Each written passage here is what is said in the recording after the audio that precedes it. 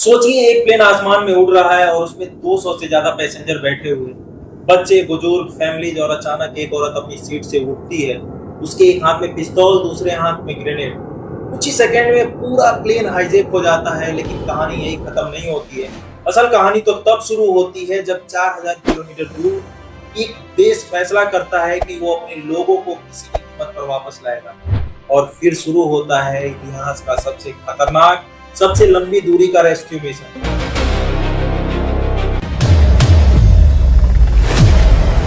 एक ऐसा ऑपरेशन जिसमें फेक मर्सिडीज कारों का काफिला बनाया गया, दुश्मन देश के एयरपोर्ट पर लाइट्स बंद करके लैंडिंग हुई और सिर्फ 30 मिनट में पूरा ऑपरेशन खत्म हुआ।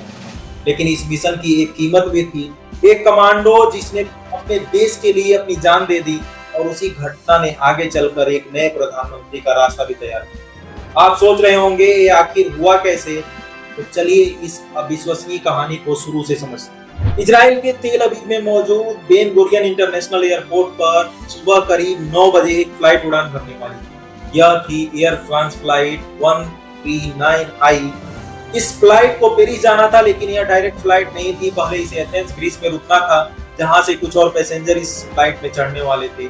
इस फ्लाइट में 246 से ज्यादा पैसेंजर थे। अलग अलग देशों के लोग थे, लेकिन क्योंकि फ्लाइट इजराइल से थी तो इसमें काफी जीवियस पैसेंजर भी थे। सब कुछ सामान्य था, लोग अपनी सीट पर बैठ चुके थे, क्रू मेंबर्स अपनी तैयारी कर रहे थे।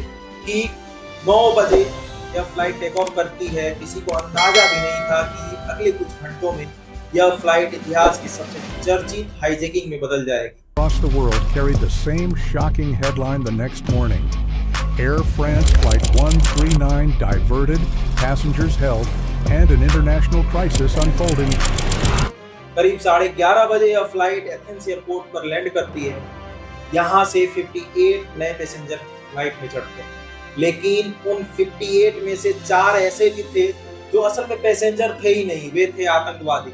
उनके बैग में गन और हैंड ग्रेनेड छिपे हुए थे। आज के समय में यह लगभग नामुमकिन लगता है, लेकिन इस दौर में एयरपोर्ट सिक्योरिटी इतनी मजबूत नहीं होती थी। एक मेटल डिटेक्टर भी काम नहीं कर रहा था, एक्सरे मशीन में कोई मॉनिटरिंग नहीं कर रहा था, और इसी गलती की वजह से ये चारों आतंकी आराम से उस फ्लाइट में चढ़ जाते हैं।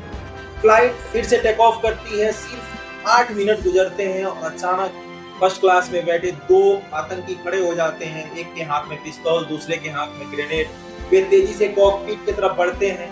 उधर इकोनॉमी क्लास में बैठे बाकी 2 आतंकी पैसेंजरों को कंट्रोल में ले लेते हैं, और कुछ ही मिनटों में पूरा प्लेन उनके कंट्रोल में आ जाता है। अब लीडर हाईजैकर माइक्रोफोन उठाता है और घोषणा करता है, यह प्लेन अब हाईजैक हो चुका है और अब से इसका कैप्टन मैं हूं। और फिर वह पायलट को आदेश देता है, प्लेन को दक्षिण की ओर मोड़ो। प्लेन को पहले बेंगाजी लीबिया में उतारा जाता है और वहां करीब 7 घंटे तक विमान खड़ा रहता है, रिफ्यूलिंग होती है, लेकिन असली डेस्टिनेशन अभी बाकी है।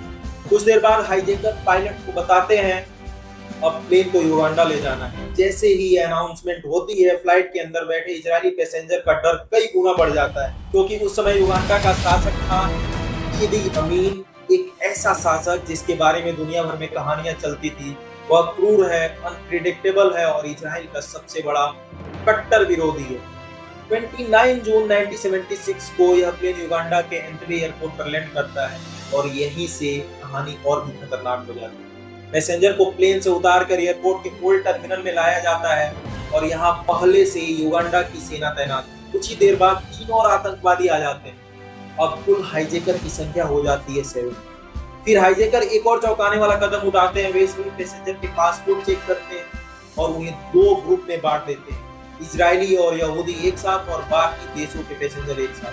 नॉन इजरायली पैसेंजर को बाद में छोड़ दिया जाता है, लेकिन इजरायली होस्टेजेस को वहीं रोक लिया जाता है।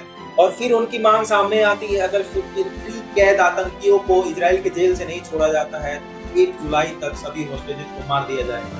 इधर इजराइल में स्थिति बेहद तनावपूर्ण थी। प्रधानमंत्री इत्साक राबिन पर भारी दबाव था। एक तरफ परिवारों का गुस्सा था, दूसरी तरफ अंतर्राष्ट्रीय संकट। डिफेंस मिनिस्टर सिमोन पेरेस ने साफ कहा, अगर हम आतंकवादियों के सामने झुक गए तो भविष्य में और बड़े हमले होंगे। लेकिन समस्या यह थी कि होस्टेजेस दुश्मन के देश में, और वहां का शासक था ईदी अमीन, यानी ऑपरेशन लगभग असंभव था। इसी बीच एक बड़ी जानकारी सामने आती है, युगांडा के एंटबे एयरपोर्ट का पुराना टर्मिनल असल में एक इजरायली कंपनी ने बनाया था। इसका मतलब इजराइल के पास उस टर्मिनल का पूरा ब्लूप्रिंट मौजूद था और वहीं से एक साहसी योजना जन्म लेती है। प्लान था 4000 किलोमीटर दूर एक गुप्त कमांडो मिशन, नाम रखा गया ऑपरेशन थंडरबोल्ट। क्योंकि यह मिशन बिजली की गति से होना था, 4 विशाल सैन्य विमान चुने जाते हैं, लॉकहीड C-130 हरक्यूलस, जिसमें 100 से ज्यादा कमांडर सवार थे। मिशन का नेतृत्व कर रहे थे योनातान नेतन्याहू, जो बेंजामिन नेतन्याहू के बड़े भाई थे। रात के 11 बजे चारों विमान उड़ान भरते हैं। वे हजारों किलोमीटर रडार से बचते हुए उड़ते हैं। लाइट्स बंद, कभी कभी इंजन भी बंद, और फिर वे पहुंचते हैं एंट्रे एयरपोर्ट के ऊपर। पहला विमान उतरता है और उसके अंदर से निकलती हुई काली मर्सिडीज बेंज और 2 लैंड रोवर। क्यों? क्योंकि यह वही काफिला था जिसमें आम तक एयरपोर्ट आता था। इजरायली कमांडो उसकी ही नकल कर रहे थे, लेकिन यही कहानी में एक ट्विस्ट आता है। 2 दिन पहले इडी अमीन अपने कार को बदल दिया था और अब वह सफेद मर्सिडीज में चलता था, और यह जानकारी इजरायली कमांडो के पास नहीं। जैसे ही काफिला टर्मिनल की ओर पहुंचता है, गार्ड्स को शक हो जाता है और फिर पहली गोली चलती है। छुपने का कोई फायदा नहीं था। कमांडो कार से कूदते हैं और पूरी रफ्तार में ओल्ड टर्मिनल की ओर दौड़ते हैं। अंदर घुसते ही कमांडो चिल्लाते हैं, स्टे डाउन। कुछ सेकंड में सभी 7 हाईजैकर मार दिए जाते हैं, लेकिन उसी दौरान मिशन के लीडर योनातान नेतन्याहू को गोली लग जाती है और वे वहीं शहीद हो जाते हैं। इस पूरे ऑपरेशन में लगा सिर्फ 30 मिनट। कमांडो 102 होस्टेजेस को लेकर वापस विमान में लौटते हैं। जाते जाते युगांडा एयरफोर्स के 11 बिग फाइटर जेट देते हैं।